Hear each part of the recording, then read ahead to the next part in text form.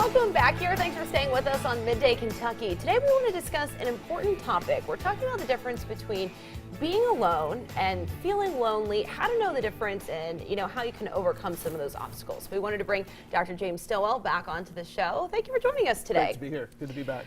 So first, loneliness, being lonely. What are the differences here?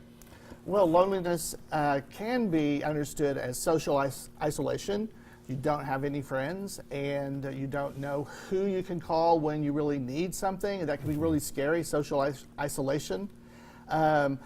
Loneliness is a feeling that nobody cares. Sometimes those things go together, and sometimes they don't. You may not be socially isolated. You may be married and still be lonely. And my friend Harold Ivan Smith says the loneliest person in your zip code tonight is not a single adult, but is someone crying themselves to sleep 18 inches away from the person in the bed with them. Oh, wow. Yeah, that I don't think we always think about that, because they're surrounded by people, but they might feel that.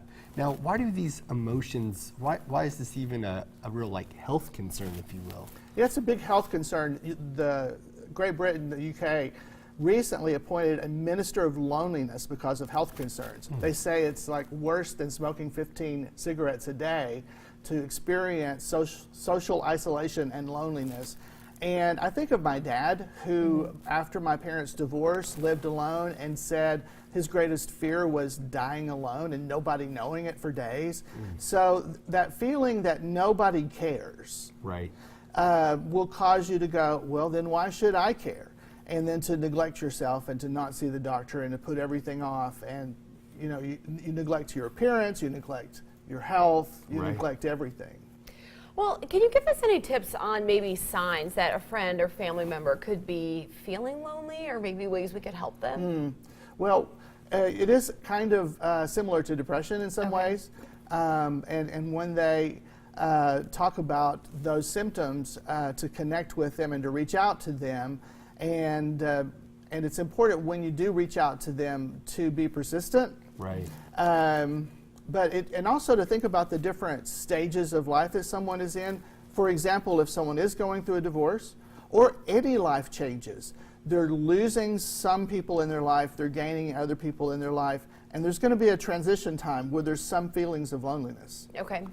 Dr. Stillwell, I know you have a couple events coming up where, especially around the holidays, we just got through, but Valentine's Day, people might be remembering old loves, feeling that loneliness. What events do you have coming up where our viewers can kind of come and check it out? A couple of events. First of all, at the Good Foods Co-op, coming up the first week of February, is Finding the Love of Your Life. Oh.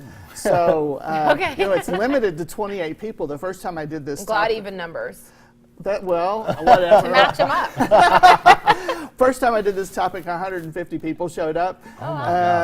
Because they literally expected they would find the love of their life there, but this is more about the principles. But the other is Divorce Recovery Workshop, which is something I've done, for 26 years, and that's going to be at Forks of Elkhorn Baptist Church in Midway, and you register through the church. But for those who are going through divorce or separation, this is a very obvious topic of how do I connect. And when you go to something where everybody's experiencing the same thing, you look across the room and know that they understand. Right. Yeah.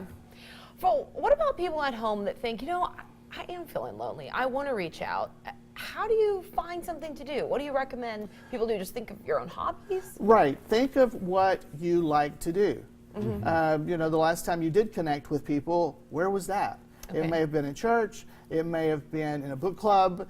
It may have been bowling. It may have been, So whatever you do, it's going to take a little bit of getting out of your comfort zone and taking that first step to meet people. And I think as well, it's just in your daily path of life, being willing to make eye contact with people, to open up a conversation and see where it goes. Yeah. Well, thank you so much for coming in to talk to us about this, Dr. Stillwell. We have all the information up on the screen. We're going to send things to break, but we'll see you on the other side with more Midday Kentucky.